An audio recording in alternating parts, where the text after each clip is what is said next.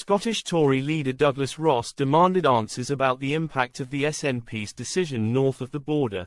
The SNP have been slammed over their decision to copy Labour's cruel cuts to winter fuel allowance north of the border. While Labour's policy in Westminster will have funding implications for Scotland, the question of whether to continue funding universal winter fuel payments is a devolved issue to the SNP administration. At First Minister's questions today, the Scottish Tory leader Douglas Ross accused the First Minister John Swinney of betraying elderly Scots by copying Labour's policy.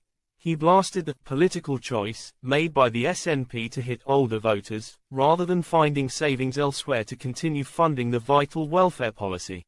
Mr. Ross warned that the policy will result in all Scottish pensioners being deprived of the benefit, and demanded to know how many will die this winter as a result. He told Holyrood, the winter fuel payment, shameless cut by the Labour government at Westminster, was devolved here to the Scottish government.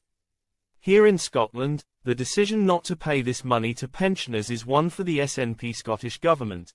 In announcing their decision to scrap the winter fuel payment, the SNP must have known the impact this is going to have on 900,000 pensioners here in Scotland. Labour said this policy would kill thousands of pensioners across the United Kingdom, and due to our colder climate a disproportionate number of those are likely to be in Scotland. He asked Mr. Swinney whether he accepts that his government's decision will lead to unnecessary deaths here in Scotland, and if so how many.